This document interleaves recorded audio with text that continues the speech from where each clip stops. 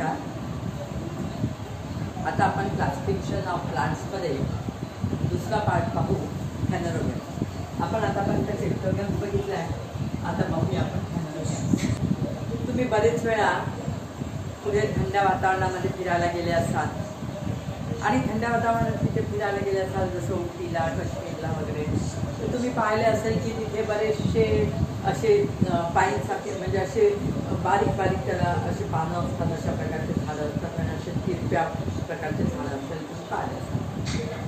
चीडचे म्हणजे Pinus, cycas, आरुटेरिया, Suja, आरुटेरिया म्हणजे Christmas tree, असे बरेचसे झाडं तुम्ही बघितले असेल.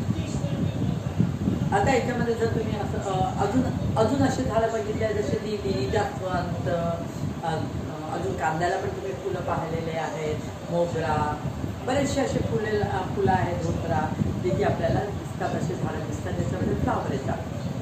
तर मग आपण पाहूया हे जे सगळे जे झाडं आहे ज्याला आपल्याला दिसतात, आपण म्हणजे उंच झाडं आहे, ते सगळे फॅनोरोगॅम्समध्ये आहे. म्हणजे फॅनोरोगॅम्समध्ये आपण constitute flowers and seeds and fruit which produce flowers, seeds and fruit, असे सगळे प्लांट्स जे की फ्लावर, फ्रूट आणि सीड प्रोड्यूस करतात, ते सगळे प्लांट्स फॅनोरोगॅम्समध्ये दाखले गेले. मग आता फॅनोरोगॅम्सचे आपण कॅरेक्टर्स पाहू. काय plants which have special characters for रिप्रोडक्शनसाठी याला स्पेशल कॅरेक्टर असतात. म्हणजे याच्यामध्ये फ्लावर असतात, फ्लावरी प्लांट्स असतात, ते जनरली फ्लावर्स असतात. ते स्पेशल कॅरेक्टर म्हणजे ते स्ट्रक्चरल युनिट आहे. Flower is a structural unit of sexual reproduction. रिप्रोडक्शनमध्ये फूल हा एक महत्त्वाचा पार्ट आहे. त्याच्यानंतर दुसरं पाहूया, ते प्रोड्यूस सीड्स. त्याच्यामध्ये सीड फॉर्मेशन पण होते, सीड प्रोड्यूस होतात. म्हणजे अशा प्रकारचे प्लांट ज्याच्यामध्ये सीड्स तयार होतात.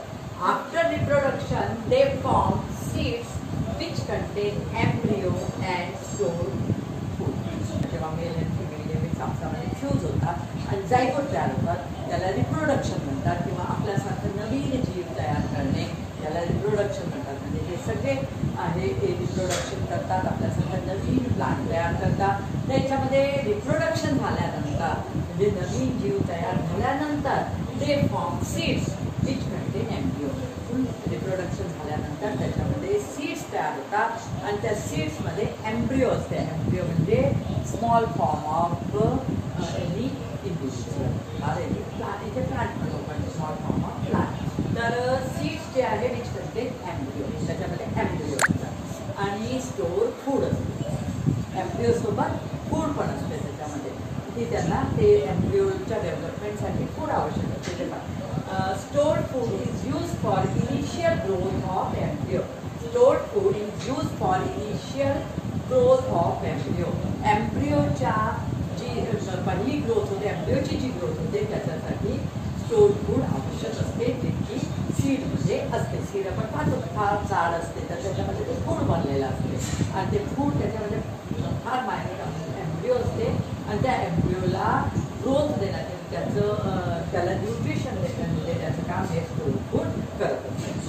Depending upon whether seeds are enclosed in fruits or not, it is classified into gymnosperm and embryo.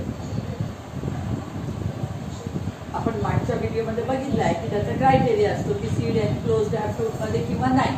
तर हे जे फॅनोरोगॅम्सचे प्लांट्स आहेत याचे पुन्हा दोन क्लासिफिकेशन दोन पार्ट्समध्ये केल्या गेलेलं आहे, जिम्नोस्पर्म आणि एन्जिओस्पर्म. तर म्हणजे ते जे सीड्स आहेत ते एनक्लोज्ड आहे कशामध्ये तरी, त्याला कव्हर्ड आहे किंवा नाही, याच्या बेसिसवर त्याचे दोन पार्ट केल्या गेलेले आहेत, जिम्नोस्पर्म आणि एन्जिओस्पर्म. आता आपण घेऊ जिम्नोस्पर्म. फॅनोरोगॅम्सचे दोन प्रकार पाहिले आपण. जिम्नोस्पर्म स्टार्ट करू. जिम्नोस्पर्मचा अर्थ आहे नॅकेड सीड्स. नॅकेड, जिम्नो म्हणजे नॅकेड, बिना कव्हरिंगचे, आणि स्पर्म्स म्हणजे सीड. तर म्हणून जिम्नोस्पर्मला नॅकेड सीड प्लांट्स असे म्हणतात. आता याचे कॅरेक्टरिस्टिक्स पाहू.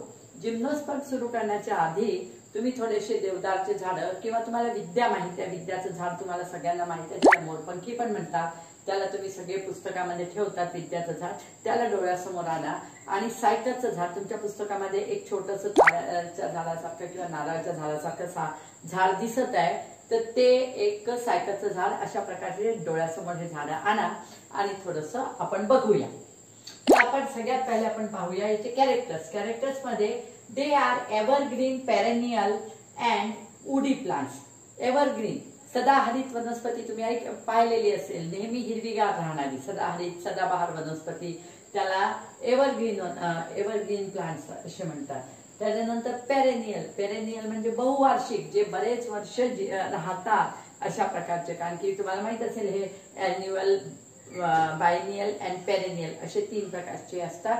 अॅन्युअल म्हणजे वार्षिक, बायनियल म्हणजे द्विवार्षिक आणि पेरेनियल म्हणजे बहुवार्षिक, अशा प्रकारचे झाडं असतात. आणि वुडी प्लांट आहे म्हणजे त्याचं जे वूड जास्त असते, त्याच्यामध्ये जसे नारळाचे वगैरे कसे झाडं असतात तशा प्रकारचे थोडेसे वुडी प्लांट आहे. दुसरा प्रकार याच्यामध्ये their stems have no branches. Their stems are without branches. No branches, they have no branches. Branches नसतात त्यांना कुठेही. बाकीचे आपण झाडं पाहिले आता, तर आपल्याला पिंपळाचं झाड वगैरे पाहिलं तर त्याला ब्रांचेस असतात, याला ब्रांचेस नसतात. बिना ब्रांचेस असतात. तिसरा पॉइंट याच्यामध्ये the leaves form a crown at the tip of the plant. तुम्ही तुमच्या पुस्तकामध्ये एक सायकसचा प्लांट दिसून राहिलाय. त्या सायकसच्या प्लांटमध्ये जर तुम्ही पाहिलं तर वरच्या साईडला काय, वरच्या साईडला असा क्राऊन दिसत आहे, म्हणजे झुपका दिसत आहे, तर त्याला क्राऊन म्हटलेलं आहे. म्हणून टॉप ऑफ द प्लांटवर, टॉपच्या भागावर क्राऊन असतो, पानांचा क्राऊन असतो, म्हणून त्याला असं म्हटलेलं आहे की लिव्स एक क्राऊन बनवते, वर टॉपवर एक झुपका बनवते. चौथा पॉइंट बघा, these plants bear male and female flowers on different sporophyll of same plant. म्हणजे याच्यामध्ये आपण जर असं बघितलं तर याच्यामध्ये मेल आणि फिमेल फ्लावर एकाच झाडावर येतात. म्हणजे हे प्लांट्स कसे असतात, बायसेक्शुअल असतात. मेल आणि फिमेल फ्लावर्स एकाच झाडावर येतात आणि त्याच्यामध्ये ते स्पोरोफिल्सवर असतात. म्हणजे ज्या झाडांवर, ज्या पानांवर हे फ्लावर्स येतात त्या पानांना स्पोरोफिल असं म्हटल्या जाते. ज्या पानांवर हे फ्लावर्स येतात, जसं आता मेल फ्लावर्स कुठे येतात, मेल फ्लावर ज्या पानांवर येतात त्याला मायक्रोस्पोरोफिल असे म्हणतात. हे जे आता हे मी इथे पान काढलं हे आहे मायक्रोस्पोरोफिल. हे स्पर्म्स आहे, हे असे, हे याच्यामध्ये हे काय आहे, हे मेल फ्लावर आहे. तर हे जे मेल फ्लावर आहे म्हणून याला मायक्रोस्पोरोफिल असं म्हणू. पण मायक्रोस्पोरोफिल हे कोणमध्ये असतात मेल फ्लावर, मायक्रोस्पोरोफिल. तर हे मेल फ्लावर आहे. अशाच प्रकारे आपण बघूया की आता हे आता मेल फ्लावर मायक्रोस्पोरोफिलवर. तसं आपण बघूया की मेगास्पोरोफिल कशी असते. याच्यामध्ये काही काही प्लांट मध्ये हे अशा प्रकारचे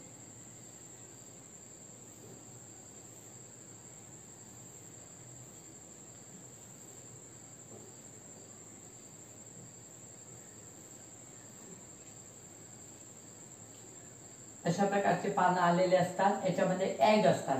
हे जे ना हे इथे काय आहे, एग आहे. हे नेकेड आहे सगळे, तर हे एग असतात. तर अशा प्रकारे हे जे आहे फिमेल फ्लावर आहे, फिमेल ऑर्गन्स आहे, जे की या लीफवर आहे. म्हणून या लीफला म्हणतात मेगास्पोरोफिल. मेगास्पोरोफिल. तर हे आपण दोन्ही स्पोरोफिल पाहिला, मायक्रोस्पोरोफिल आणि मेगास्पोरोफिल. यानंतर पाहूया आपण seeds of these plants do not have covering. या प्लांटमध्ये सीड्स मध्ये कव्हरिंग नसते. आपण मला पाहिलेलं आहे याचं की याच्यामध्ये नेकेड सीड्स असतात. अशा प्रकारच्या या सीड्सला कव्हरिंग नसते. तुम्ही आता बाकीचे जसं आता ग्राउंडनट पाहिलेले असेल, शेंगदाणे वगैरे ग्राउंडनट पाहिले आहे किंवा मटारचे दाणे पाहिलेले आहे, हे सगळ्या शेंगांमध्ये येतात आणि त्याचे सीड्स जे आहेत ते कव्हर्ड असतात फ्रूटमध्ये, म्हणून ते प्लांट्स याच्यामध्ये येत नाही.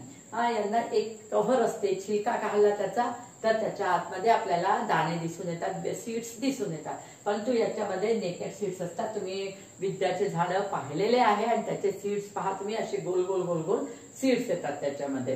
तर त्याच्यानंतर these plants do not form fruit. जे हे काही फ्रूट म्हणजे याच्यामध्ये फ्रुट्स तयार होत नाही. सीड्स पासून सीड्स नॅकेड असतात, तसेच त्याचे सीड्स फ्रूट मध्ये नसतात कारण की ते फ्रूटच बनत नाही, त्याच्यामुळे हे फ्रूट मध्ये नसतात.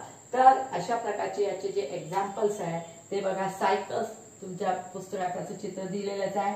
पायनस देवदारचे झाडं जनरली थंड्या जम्मू काश्मीर सारख्या थंड्या एरियामध्ये हे प्लांट्स भरपूर असतात. देवदार तुम्ही नाव पण ऐकलेलं असेल आणि तुम्ही याला नेटवर पण सर्च करू शकता. थुजा म्हणजे विद्याचं झाड, जे तुम्ही मोरपंखी किंवा विद्या म्हणतात ते आहे. आणि पिसिया म्हणजे क्रिसमस ट्री, हे क्रिसमस ट्रीचं झाड आहे. तर हे आपलं झालं जिम्नोस्पर्म. आता आपण याचा फेनरोगेम्सचा दुसरा पार्ट बघू, तो आहे एंजिओस्पर्म. एंजिओ म्हणजे कव्हर आणि स्पर्म म्हणजे सीड. तर आता आपण पहा, तुम्ही पाहिलं असाल की बरेच आपल्या इकडे बरेचसे झाडं पाहता. तुम्ही पाहता एखाद्या वाटाण्याला फुल आलेल्या, हरभऱ्याचे झाडं पाहिले फुलवाले, तशाच प्रकारे लिली पाहता, कांद्याचे पण फुलं पाहिलेले आहे, गवताला आलेले फुलं पाहिलेले आहे. तर असे बरेचसे फ्लावर्सचे झाडं तुम्ही पाहिलेले आहे. मोठे मोठे जास्वंदाला येतात, उंबराला फुलं येतात, असे बरेचसे झाडं तुम्ही बघितलेले आहे. तर हे सगळे डोळ्यासमोर आला आणि त्याच्यानंतर आपण हे फेनरोगेम्स मधनं दुसरा पार्ट एंजिओस्पर्म पाहू. तर याच्यामध्ये आता पहिले काय आहे की these plants bear reproductive organ flower. म्हणजे या प्लांट्स मध्ये जो रिप्रोडक्टिव्ह ऑर्गन असतो तो फ्लावर असतो. म्हणजे याच्यामध्ये फ्लावर येतातच. या प्रकारच्या याच्यामध्ये जसं आपण जिम्नोस्पर्म मध्ये पाहिलं होतं की फ्लावर येत नाही, सीड्स असतात. म्हणजे मिल्स, स्पर्म्स आणि सीड्स हे येतात, ऍग्स, पण फ्लावर येत नाही. पण याच्यामध्ये मात्र रिप्रोडक्टिव्ह ऑर्गन फ्लावरच रिप्रोडक्टिव्ह ऑर्गन असते. त्याच्यानंतर आपण दुसरा पॉइंट आहे flowers develop into fruit and fruits bear seed in it.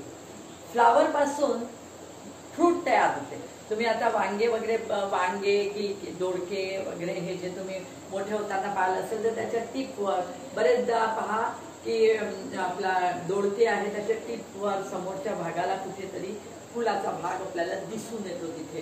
तर हे सगळे फूल जे आहे ते त्याच्यामध्ये फ्रुट्स मध्ये बदललेले असतात आणि त्या फ्रूट मध्ये सीड्स असतात. तुपा टमाटर वगैरेला बरेचदा तुम्ही बघितले असेल, हे सगळ्या ओगरीपासून होते. पण तुम्ही बघितले असेल की टमाटर वगैरेला सुद्धा समोर थोडेसे फुलं असतात आणि जेव्हा छोटासा टमाटर असतो तर समोर फुलाची रचना दिसून येते, आपल्याला फुलं दिसून येतात. आणि त्याच्यामध्ये नंतर जेव्हा आपण त्याला मोठ्या झाल्यावर पाहिलं तर त्याच्यामध्ये सीड पण असतात. तर ह्याच्यामध्ये जे सीड्स आहेत ते फ्रुट्सच्या आत असतात. त्याच्यानंतर नेक्स्ट पॉइंट पाहू. These seeds are covered. हे सीड्स कव्हर असतात म्हणजे नॅकेड नसतात, कव्हर असतात, फ्रूट मध्ये असतात. आंबा वगैरे काही पाहिलं तर तुम्ही पहा सीड्स फ्रूट मध्ये आहे. So these plants are called angiosperm. हे जे सीड्स कव्हर असतात म्हणून याला एंजिओस्पर्म म्हटलेलं आहे, कारण की एंजिओ मीन्स कव्हर आणि स्पर्म्स मीन्स सीड. तर याच्यामुळे याला एंजिओस्पर्म म्हटलं गेलेलं आहे. बाकी कंडक्टिव्ह टिश्यू वगैरे हे तर त्याच्यामध्ये असतातच, कारण की हे सगळ्यात मोठे प्लांट्स आहेत, सगळ्यात हायर प्लांट्स आहेत. तर आणि आपण पाहिलेलं आहे की टेरिडोफाइटापासूनच कंडक्टिव्ह टिश्यूची सुरुवात होऊन जाते. तर याच्यात यात जिम्नोस्पर्म मध्ये आणि यात सगळ्यात जास्त डेव्हलप कंडक्टिव्ह टिश्यू असतात. तर आता त्याच्यानंतर बघू. These plants are of two types. These plants are divided into two types. First is dicotyledons and monocotyledons. जर हे फ्लावर्स तुम्ही बघितले डायकॉटिलिडन्स आणि मोनोकॉटिलिडन्स, तर रात्री जर बॅटरी डिश मध्ये काही तुम्ही वाटाणे, हरभरे आणि गहू भिजत घाला, गहू ज्वारीचे भिजत घाला आणि त्याच्यानंतर सकाळी उठून पहा, तुम्हाला सगळे शेंगदाणे वगैरे हे जे आहे भिजू घातल्यानंतर शेंगदाणे, वाटाणे, हरभरे हे भिजू घातल्यानंतर तुम्ही दुसऱ्या दिवशी त्याला थोडंसं फोडून पहा.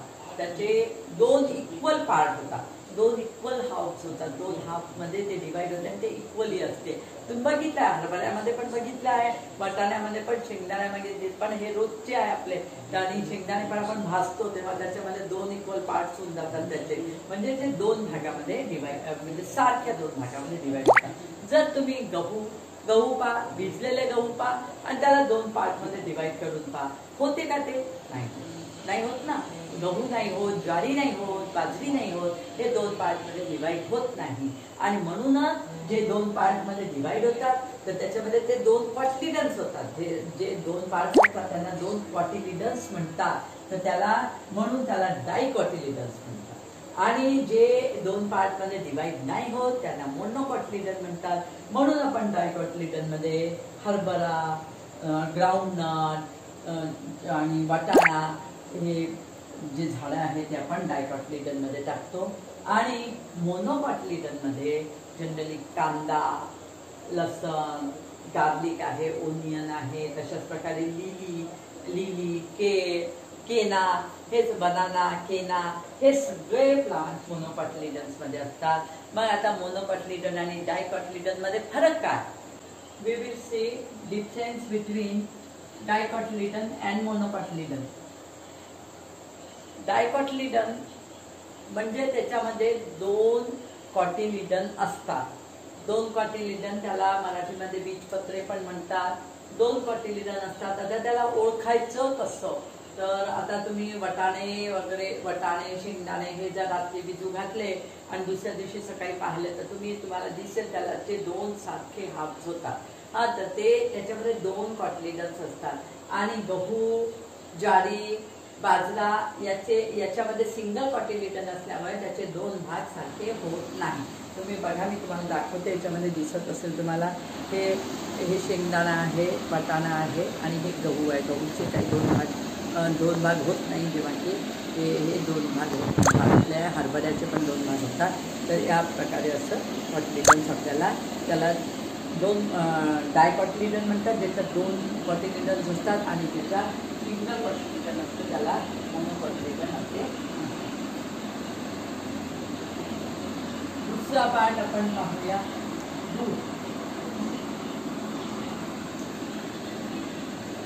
रूट जर आपण पाहिली त्याच्यामध्ये टॅप रूट असते. डायकॉटिलिडन मध्ये टॅप रूट असते आणि मोनोकॉटिलिडन मध्ये ऍडव्हेंटिशियस रूट किंवा फायब्रस रूट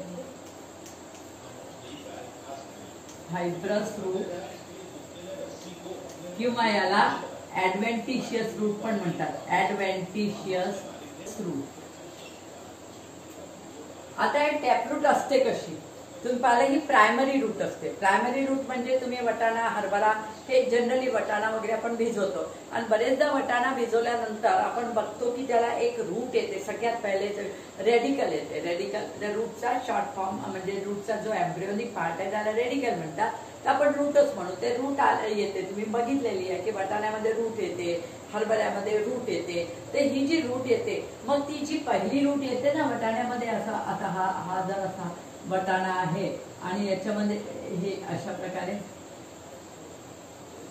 तर ही जी रूट ही वाढते, तर तुम्ही बघता की ही जी रूट ही आहे प्रायमरी रूट. ही येणारी प्रायमरी रूट असते आणि हीच मग मोठी होते. आणि या रूटला ही जेव्हा जमिनीमध्ये जाते तेव्हा ही अशा प्रकारे होते. ही सिंगल रूट अशा प्रकारे जमिनीमध्ये जाते. मग याला सेकंडरी रूट येतात, सेकंडरीला टर्शियरी आणि मग अनेक अशा बऱ्याचशा रूट्स येतात. तर या रूटला असे म्हणतात टॅप रूट असे म्हणतात. याला काय म्हणतात? Tap route. ही डायकॉटिलिडन मध्ये असते आणि ही फार खोलपर्यंत जाते. ही फार खोलपर्यंत जाते आतमध्ये. आणि जेव्हा तुम्ही तरोट्या वगैरेचे झाडं असतात, उपटायचा प्रयत्न केला तर ते लवकर उपटल्या जात नाही, कारण की ही टॅप रूट ही प्रायमरी रूट आहे आणि ही खूप खोलवर जाते. पण ऍडव्हेंटिशियस रूट मध्ये तसं नसतं. याच्यामध्ये काय होते की ही मेन रूट एकदा पहिल्यांदा निघतेच. ऍडव्हेंटिशियस रूट मध्ये म्हणजे जे मोनोकॉटिलिडन्स प्लांट्स असते त्याच्यामध्ये पण प्रायमरी रूट पहिल्यांदा निघते. पहिल्यांदा निघणाऱ्या रूटला प्रायमरी रूट म्हणतात. परंतु ही जेव्हा ही पहिली रूट निघते त्याच्यानंतर ती डिस्ट्रॉय होऊन जाते आणि त्याच्या जागी अनेक अशा सेकंडरी रूट्स निघतात. ही पूर्णपणे डिस्ट्रॉय होऊन जाते. ही डिस्ट्रॉय होऊन जाते आणि त्याच्या जागी अशा सेकंडरी रूट्स निघतात या रूट्सला. आणि मग याच्यानंतर असे झाडं हे होतात तयार. तर ह्या ज्या रूट्स आहे याला ऍडव्हेंटिशियस रूट किंवा फायबर सारख्या दिसतात म्हणून फायब्रस रूट असे म्हणतात. स्टेमच्या बद्दल आपण बघितलं की याचं स्टेम जे आहे ते स्ट्रॉंग असते. स्ट्रॉंग म्हणजे डायकॉटिलिडन मध्ये स्टेम स्ट्रॉंग आणि हार्ड असते. तुम्ही बरेचदा पहा याचं स्टेम फार स्ट्रॉंग असते. जसं बेनियान ट्री, पिंपळाचं झाड आणि अजून बरेचसे झाडं जे आहे, तर हे उंबर वगैरे पण आहे त्याच्यामध्ये. तर हे जे ट्री आहे हे स्ट्रॉंग असतात. यांचे पहा तुम्ही, यांचे स्टेम्स किती स्ट्रॉंग असतात आणि हार्ड पण असतात, त्याला आपण पटकन तोडू शकत नाही. तर हे स्ट्रॉंग आहे, हार्ड आहे. आणि याचे एक्झाम्पल आपण बाकीचे काही देऊ शकतो, बेनियन ट्री, हिबिस्कस. त्याच्यानंतर आपण बघूया दुसरं आहे स्टेम. जर आपण याचं हे मोनोकॉटिलिडनचं स्टेम बघितलं तर मोनोकॉटिलिडनचं जे स्टेम आहे ते 3 प्रकारचे असते. पहिले हॉलो स्टेम बघूया. हॉलो स्टेम असते बांबूचं. बांबू बघितला असेल तुम्ही, बांबू कसा असतो, मधून पोकळ असतो, पण त्याचं स्टेम कसं असते, हॉलो असते, मधून पोकळ असते. त्याच्यानंतर जर फाल्स स्टेम पाहिजे, फाल्स स्टेम असते बनानाचा फाल्स स्टेम असते. आपल्याला वाटते ते स्टेम आहे, असं किती जाडं स्टेम दिसत असते, आपल्याला वाटते ते स्टेम आहे, पण त्याला जर आपण पाहिलं तर पूर्ण पान असते, आपल्याला स्टेमचा आभास होतो, म्हणून त्याला फाल्स स्टेम म्हटल्या जाते. आणि डिस्क लाईक स्टेम जो आहे, डिस्क लाईक स्टेम आहे तो आहे ओनियनचा. ओनियन, गार्लिक यांचे स्टेम जे आहे ते डिस्क लाईक स्टेम आहे. तर तुम्ही बघितलं असेल की ओनियन मध्ये तुम्ही असं एक डिस्क असते, अशा प्रकारे छोटीशी अशी डिस्क असते आणि त्या डिस्कच्या खाली अशा रूट्स आलेल्या असतात. हे स्टेम असते, ही स्टेम मोठा नाही झालेलं आणि त्याला हे पानं असतात. हे जे आहे ना, हे जे आपण ओनियनचे जे अशा प्रकारचे बघतो हे त्याच्या लीव्ज असतात, ज्या की स्टेम मधून निघालेल्या असतात. या लीव्ज आहे या स्टेम मधून निघालेल्या आहे. जेव्हा हा स्टेम आहे, स्टेम डिस्क लाईक होतो आणि तो मातीमध्ये रुजतो आणि त्याच्यापासून असे रूट्स निघतात आणि हे बाकीचे लीव्ज असतात जे की ओनियन मध्ये अशा, म्हणून याला डिस्क लाईक स्टेम असे हा ओनियन मध्ये असतो. चौथं बघूया आपण, लीफ. हे याच्यामध्ये फार महत्वाची आहे, कारण की लीफ अशी ओळखता येते आपल्याला. याच्यामध्ये रेटिक्युलेट व्हेनेशन असते. हे पिंपळाचं पान तुम्हाला दिसून राहिलं, हे मागे जर पाहाल तर याचं व्हेनेशन रेटिक्युलेट व्हेनेशन म्हणून म्हटलं जाते. आणि हे जे दुसरं पान आहे, ह्या दोन्ही पान थोडंसं तुम्ही लक्षपूर्वक पहा. समोरूनही दाखवते तुम्हाला, हे समोरूनही पहा आणि मागूनही पहा. हे पहा, हे मागून आणि समोरून.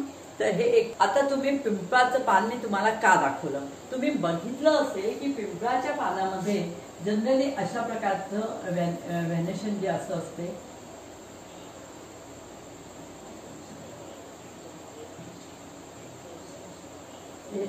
असं जे व्हेनेशन असते, हे पाहे असं असं असं असं हे तर असते. त्याच्यानंतर याच्यामध्ये जर असं व्हेनेशन पाहिलं तर अशा बारीक बारीक अशा जाळ्या झालेल्या असतात.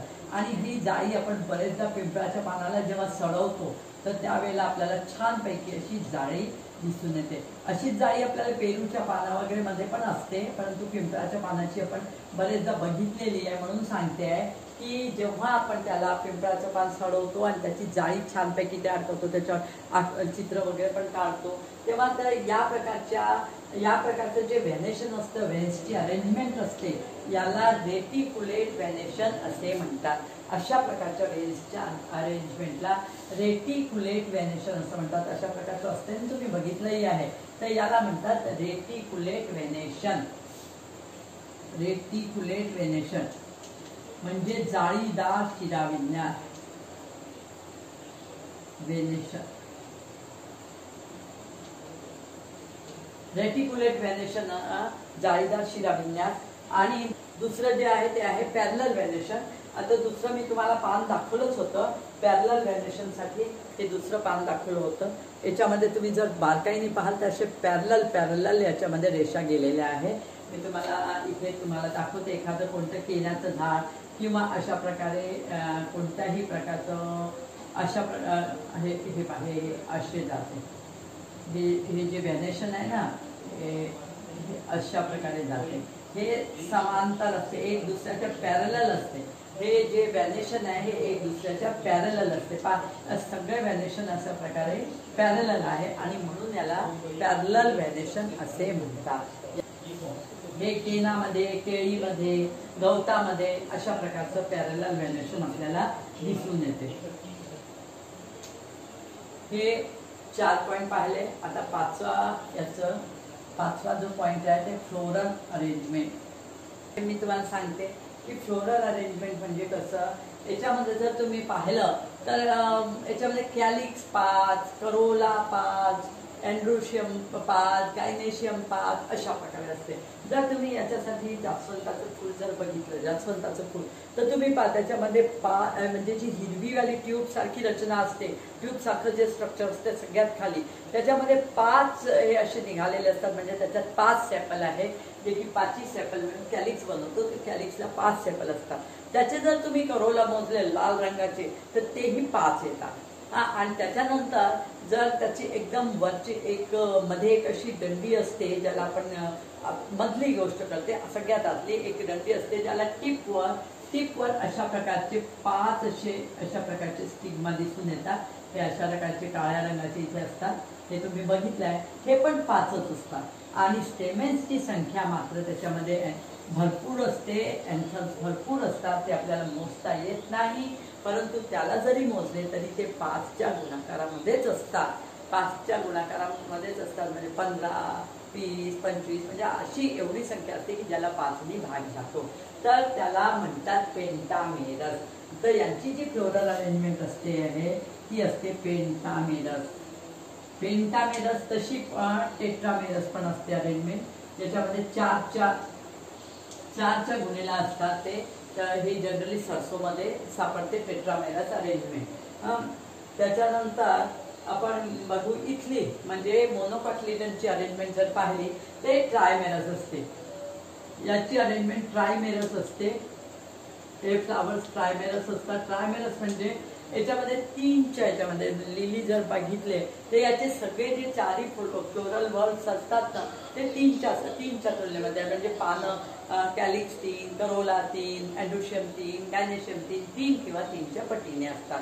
तर हे आपण बघितलं डायकॉटिलिडन आणि मोनोकॉटिलिडन मध्ये डिफरन्स. की आपण आता याचे एक्झाम्पल्स तुम्हाला माहीतच आहे. याच्यामध्ये वाटाणा, हरभरा हे सगळे येतात. बेनियन ट्री वगैरे येते. आणि याच्यामध्ये लिली, ओनियन, ग्रास, बनाना अशा प्रकारचे. तर हे तुम्हाला याचं फरक समजला असेल. तुम्हाला हे आवडलं असेल, चॅनल आवडलं असेल, त्या चॅनलला सबस्क्राईब करा, त्याला शेअर करा आणि आपल्या सगळ्या परिचितांना पण ते पाठवा आणि याला बघा. तुम्हाला काही प्रॉब्लेम असेल तर कमेंट बॉक्समध्ये कमेंट द्या. मी तुम्हाला विचारते. थँक्यू.